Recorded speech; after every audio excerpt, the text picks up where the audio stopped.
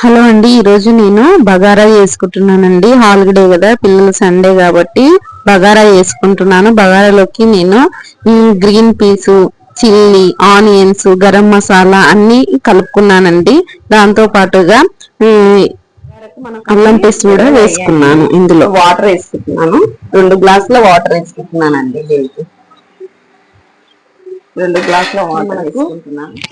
Water మసిలిందండి, అదంతా garam water అంతా మసిలిపోయింది. ఇప్పుడు నెక్స్ట్ మనము ఇందులోకి ఈ రైస్ ఏమైతే ఉన్నాయో బాస్మతి రైస్ వేసుకుందాం.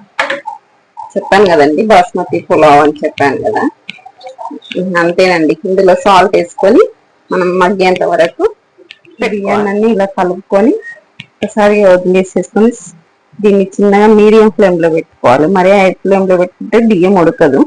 మీడియం ఫ్లేమ్ లో పెట్టుకొని బగారా రెడీ. చూడండి, మనకి ఇప్పుడు బగారా రెడీ అయ్యింది కదా. ఇప్పుడు దానిపైన లైట్ గా మనము కొత్తిమీర గార్నిష్ చేసుకుందాము. రెడీ అయ్యిందండి. ఇంతే వెజిటేబుల్ బగారా, లేదంటావా పులావ్.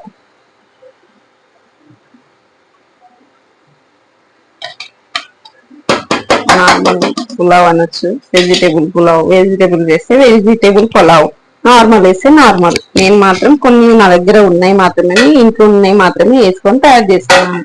రెడీ అయ్యిందండి. అయిపోయి పులావ్ అయిపోయింది.